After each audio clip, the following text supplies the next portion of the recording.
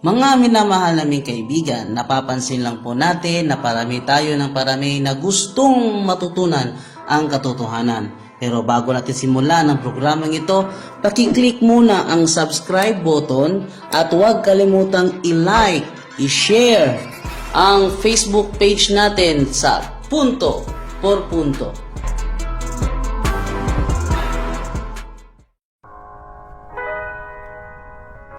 Nagdadalawang isip ka na ba sa iyong pananampalataya? Nalilito ka na rin ba sa pananampalatayang Katoliko? Huwag kang mag-alala sapagkat nandito na ang ating programang Punto por Punto. Ang programang ito ay sadyang inihanda namin para sa inyo upang masagot ang mga batikos sa pananampalatayang Katoliko. Punto por Punto.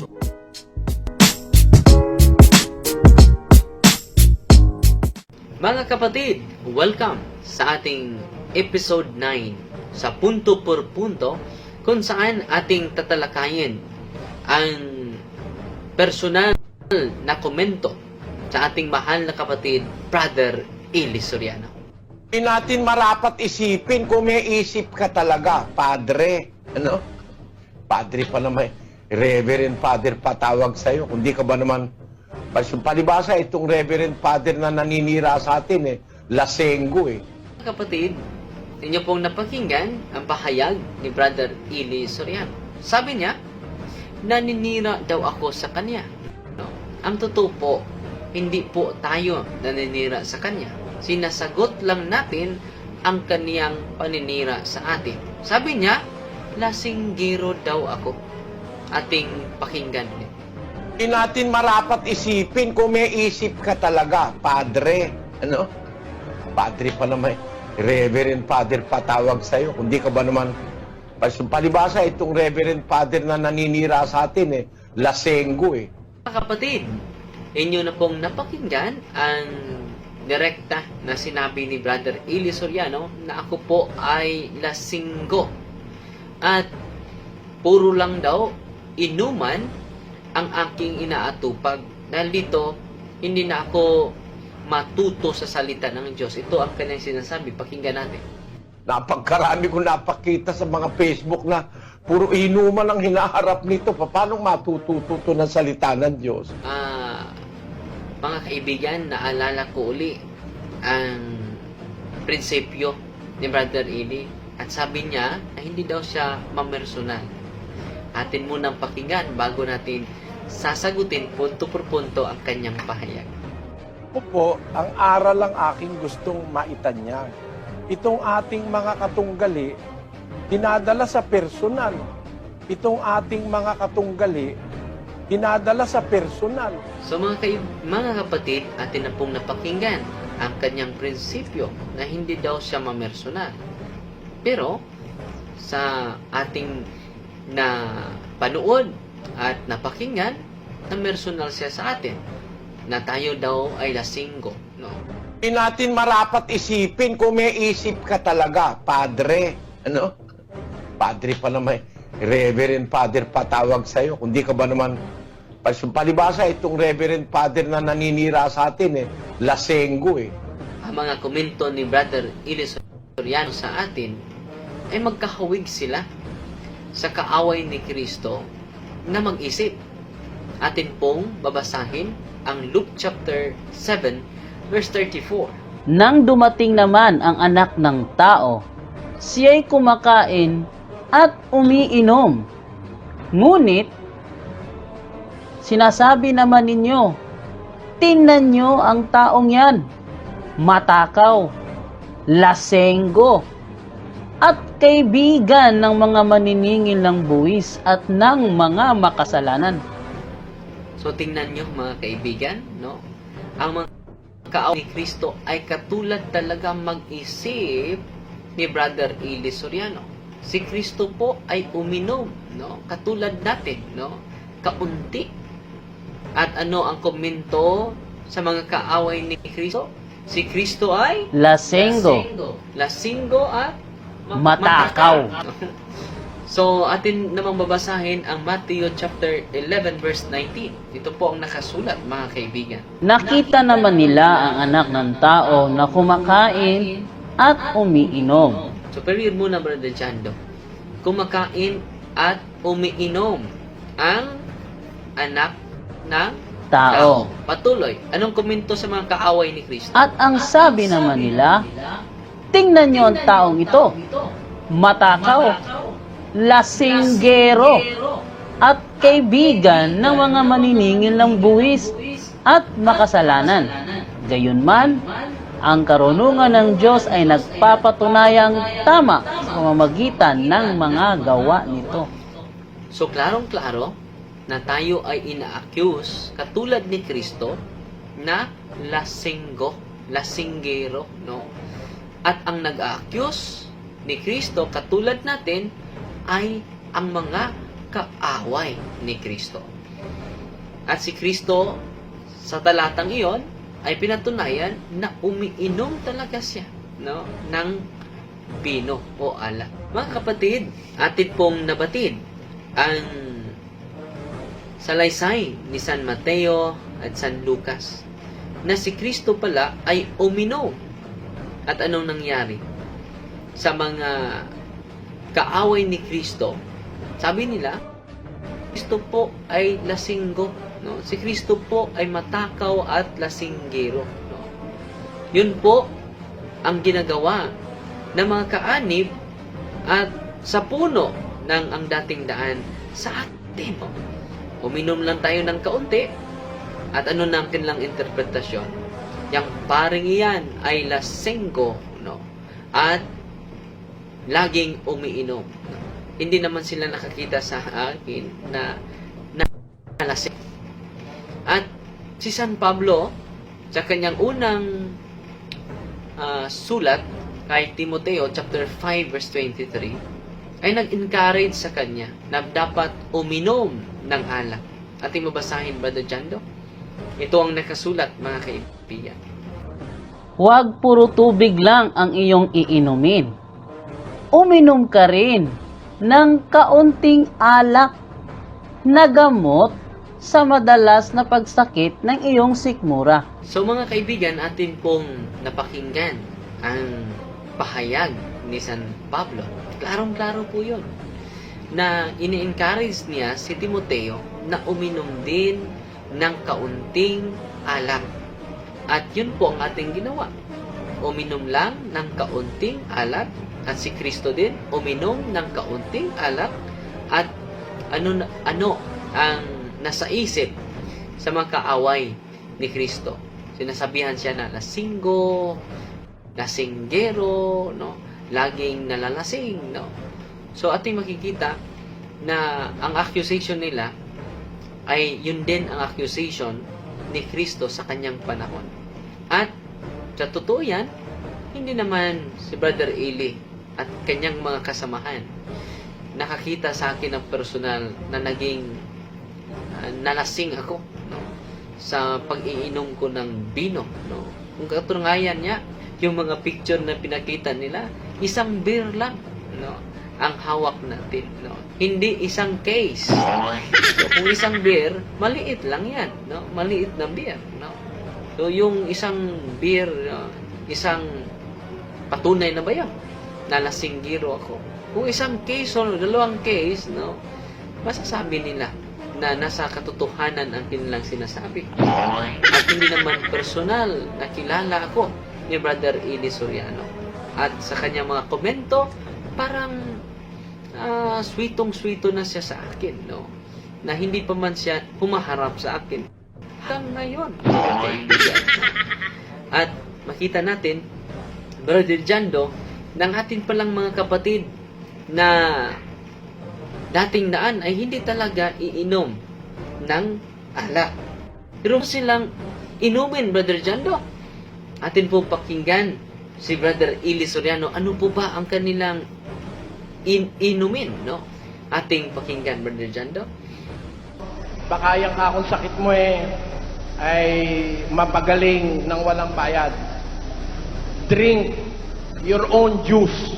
Sabi ko, Uminom ka ng ihi mo. Uminom ka ng ihi mo. Uminom ka ng ihi mo. So tingnan nyo mga kaibigan, ano pala ang kanilang iinumin? Yung your own juice. Drink your own juice, sabi ni Soriano. Inumin mo ang yung ihi. Tinatawag yung urine therapy. Sino po ba ang hayop, no, na iinom sa kanyang sariling ihi, no? Tingnan ang video ito.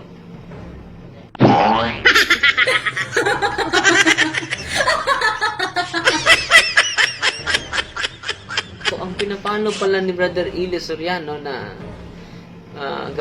gawa ay ang gawain ng unggoy, no?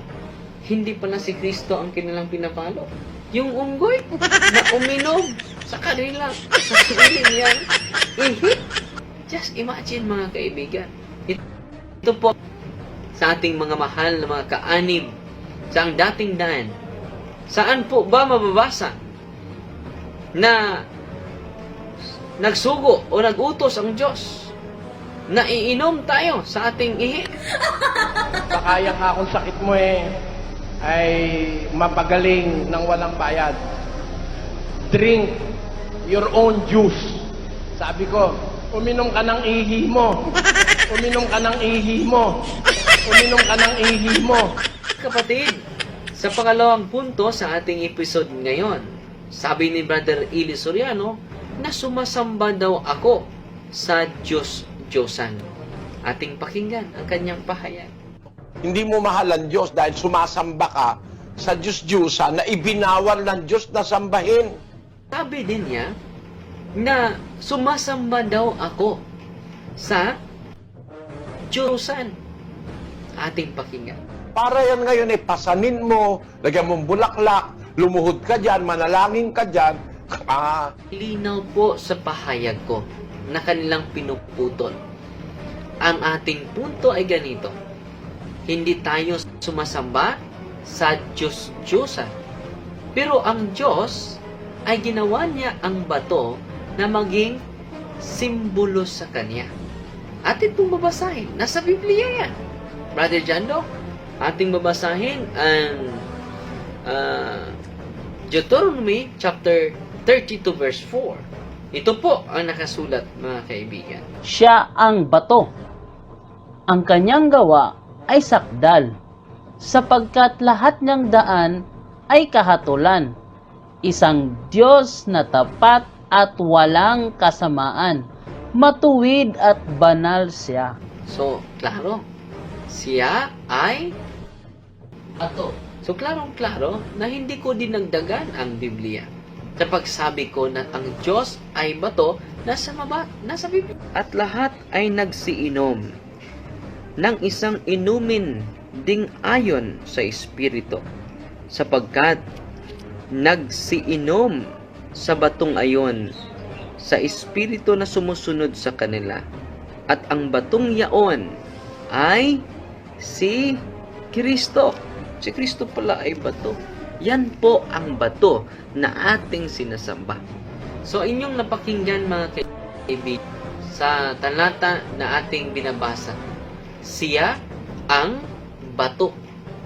So sa talatang ito ay ginawa ng Diyos na simbolo sa Kanya. Ang bato. Meron ba tayong mababasa? Meron po. Bago lang nating binabasa sa ating kapatid Brother Jando. At pangalawang teksto na ating patunay na ang Diyos ang bato. Ating babasahin, Brother Jando, ang Salmo 18:2. Ito po ang sinasabi sa awit 18:2. Ang Panginoon ay aking malaking bato at aking kuta at aking tagapagligtas, aking Diyos, aking malaking bato na sa kanyang mga nganlong ako, isang aking kalasag at siyang sungay ng aking kaligtasan. aking matayog na muong. So, klaro, pangalawang beses, inuulit ni Salmista David na ang Diyos ang malaking bato. Ang Diyos ang aking malaking bato. So, mayroon mabasa natin sa Biblia. At mismo si San Pablo sa Bagong Tipan ay nag-attest sa atin pong pahayag. At lahat ay nagsikain ng isang pagkain ding ayon sa Espiritu. At lahat ay nagsiinom ng isang inumin ding ayon sa Espiritu. Sapagkat nagsiinom sa batong ayon sa Espiritu na sumunod sa kanila. At ang batong yaon ay si Kristo. Klarong-klaro, ang batong yaon ay si Kristo. So, di modo, konklusyon, therefore, sa mga talata na ating binabasa, ginagamit sa Diyos ang bato na maging simbolo sa Kanya. Nasa Biblia, nasa talata sa Biblia, mga kaibigan. Hindi po tayo nagkamali. Ito po, nasa Biblia, nasa lata ang ating basihan sa ating argumento, mga kaibigan. Ngayon, Brother Eli Soriano, sabi mo na sumasamba ako sa Diyos-Diyusan na bato. Hindi mo mahal ang Diyos dahil sumasamba ka sa Diyos-Diyusan na ibinawal ng Diyos na sambahin. Na bato. Hindi naman tinutukoy ni San Pablo sa 1 Corinto 10:4 na ang batong iyon ay Diyos-Diyusan. Yung batong iyon ay si Kristo. So patunayan mo na ang batong iyon na si Kristo ay Diyos-Diyusan. Yun po ang tinutukoy ko. At lahat ay nagsiinom ng isang inumin ding ayon sa Espiritu, sapagkat nagsiinom sa batong ayon sa Espiritu na sumusunod sa kanila. At ang batong yaon ay si Kristo. Si Kristo pala ay bato. Yan po ang bato na ating sinasamba. Ginagamit din ni Brother Eli Soriano. Kinuquote din niya ang Gawa 17:29 na iniisip ko daw na ang pagka-Diyos ay nasa ribulto, nasa gawa ng kamay ng tao. Mag-isipan pa lang bawal na eh. Hindi marapat isiping ang pagka-Diyos katulad ng ginto, pilak, bato, o ano pa, kahoy, plastic, styrofoam, fiber, ano yun? Fiberglass, na inukit ng kabihasnan at katalinuhan ng tao. Walang pagka-Diyos diyan kahit kapiraso. Walang pagka-Diyos diyan kahit kapiraso. At sabi mo pa na nanalangin daw ako sa ribulto. Pakinggan natin. Para yan ngayon eh, pasanin mo, lagyan mong bulaklak, lumuhod ka dyan, manalangin ka dyan. Brother Eli Soriano, wala akong sinasabi na nanalangin ako sa ribulto. At wala din akong sinasabi na ang ribulto ay Diyos namin.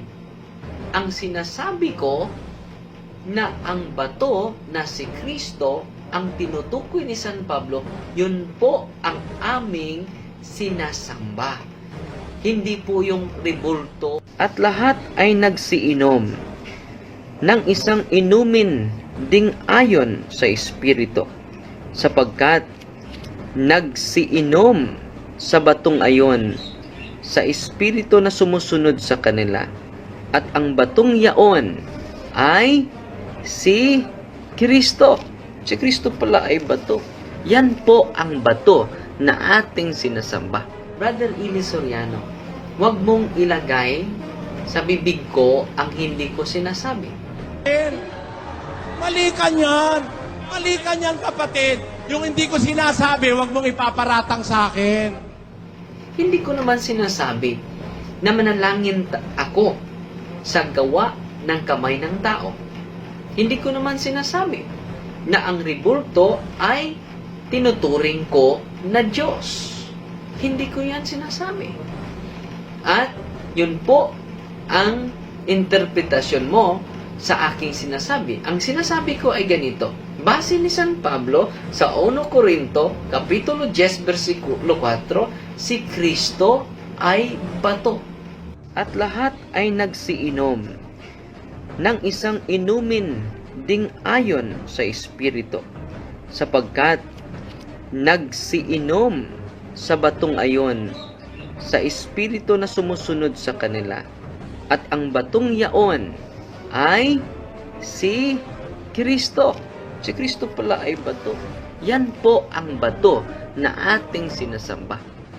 Pati na din si Ramil Parpa at si Michael Sandoval, mga kaibigan. Meron din silang magkatulad na mga unawa at mga aral patungkol sa Gawa 17:29. Atin po silang pakinggan. Ang sabi ng mga apostol, huwag nating isipin. Yung isipin mo pa lang, ang Diyos, bato, ginto, pilak, na inukit ng tao dahil lang sa katalinuhan, sa disenyo ng tao. Isipin pa lang, bawal na ng Panginoon Diyos. Hindi lalo na kung iyan ay iyong sinasamba at iyong hinahalikan, iyong pinaglilingkuran. So, hindi yun kasalungat sa ating practices. Ang Gawa 17:29. Dahil ang konteksto noon na isipin mo lang na ang Diyos ay bato, uunawaan natin maigi yun sa Isaiah 44:17. Ano po ba ang gesture sa mga pagano na gumagawa ng larawang inanyuan? Tinuturing nila ng kanilang larawang inanyuan na ikaw ang aking Diyos. Yun po ang konteksto sa Gawa 17:29. So sa ating konteksto, sa ating doktrina na mga Katoliko, hindi naman tayo humaharap sa larawan at nagsasabi, larawan ni Senyor San Miguel, ikaw ang aking Diyos. Ipagligtas mo ako. Larawan ni Maria, ikaw ang aking Diyos. Iligtas mo ako. Therefore, hindi natin, kahit pa ang larawan ni Kristo, hindi natin iniisip na siya ang Diyos. Ang larawan mismo. Wala tayong doktrina na ang larawan ni Kristo, kahit larawan ni Kristo, yan ang Diyos.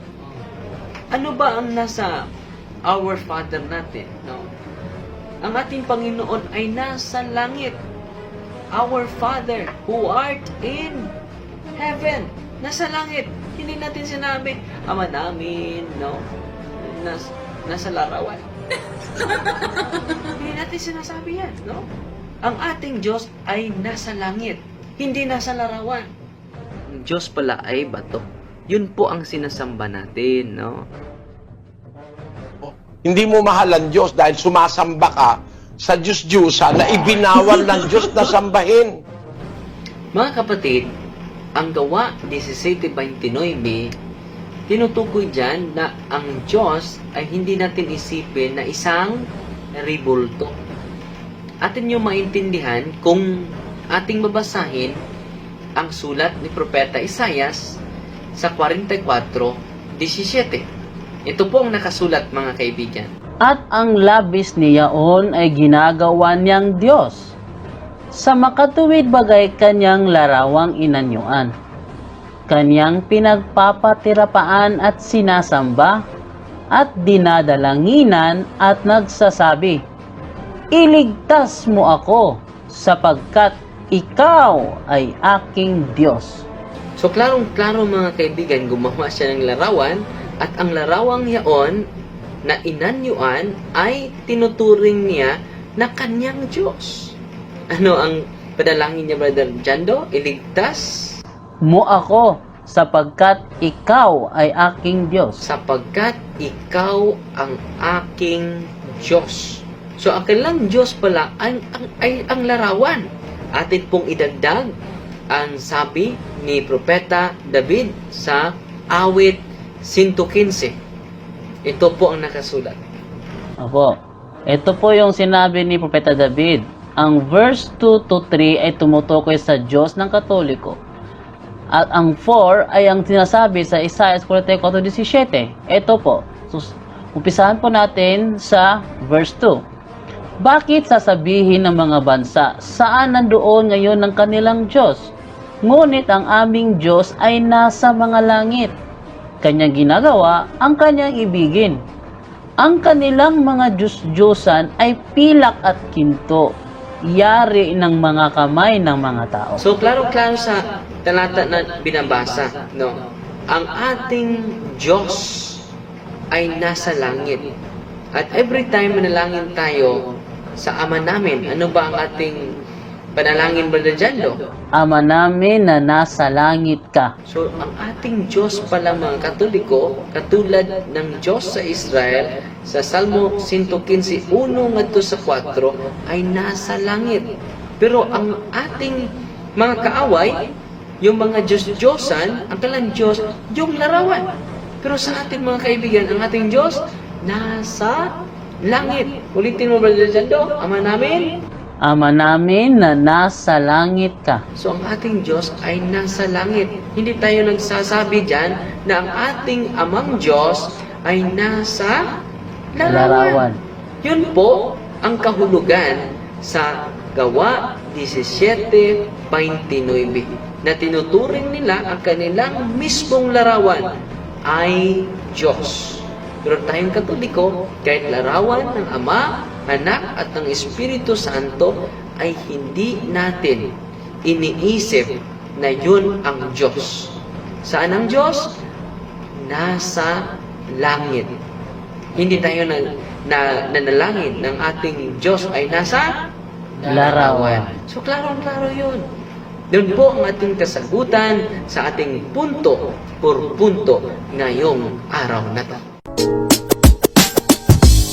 Maraming salamat sa pagtangkilik ninyo sa ating programang Punto por Punto. Hanggang sa susunod, maraming salamat po.